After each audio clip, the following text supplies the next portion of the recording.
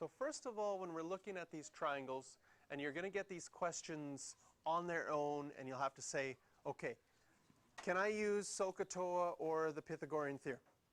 Are these right-angled triangles? That should be the first thing you always check. No. Then check the sine law. Do I have an angle and its opposite side? I've only got one angle and I don't have its opposite side.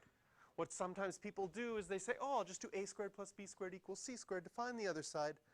But you can't do that because it's not a right-angled triangle. So this is one where we're going to use the Coase law. And in order, when we wrote it up, we wrote two formulas for the cosine law. One of them had c squared by itself on one side. That one, in fact, we can go back and maybe that would be a good thing to label on here. We use this one when we're trying to find the side, and we're going to use this one when we're trying to find an angle. So if we have to use the cosine law, we have these two formulas. One of them is really nice to find a side. One of them is really nice to find an angle.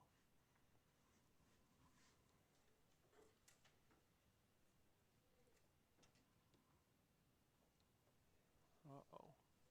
There we go. So what are we trying to find? We're trying to find the length from Q to R. That would be little side P in both of these.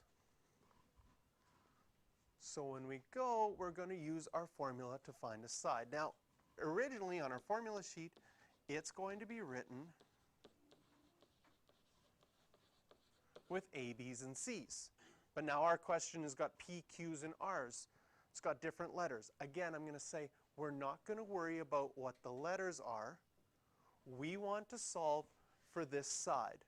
This equation solves for the side, and the side that it solves for is always the one that's opposite the angle.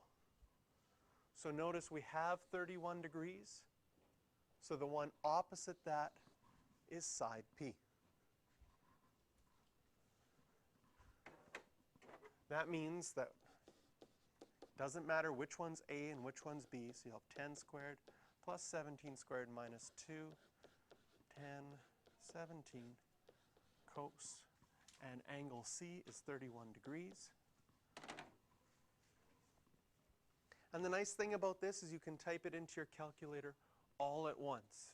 10 squared plus 17 squared minus 2. If you want to put it in brackets, 10 bracket, bracket.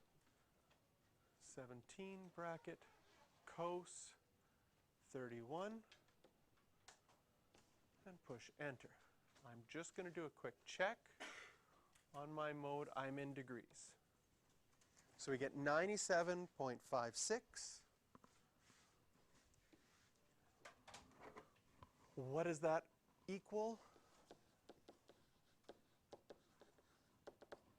97.56 is equal to P squared.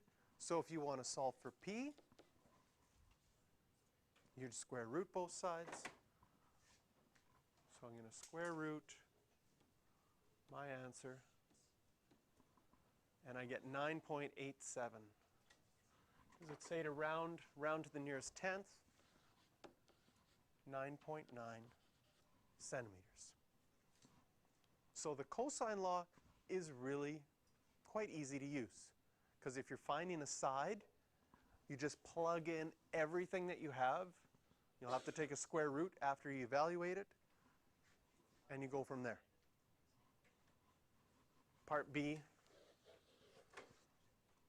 same thing.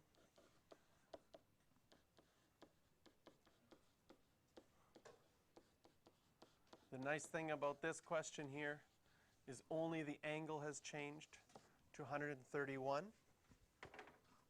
So as far as some shortcuts on our calculator go, did you know that you can scroll, if you got the newest operating system, you can scroll up, push enter once you hit the one that we just typed in, and instead of 31 degrees, we have 131 degrees this time.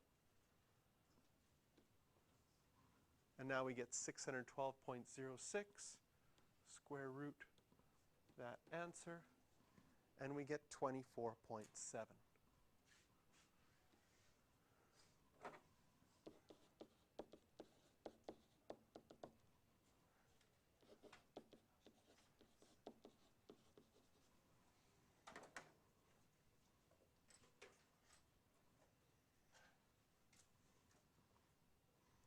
So there's the beginning of the cosine law. Questions you can do for this one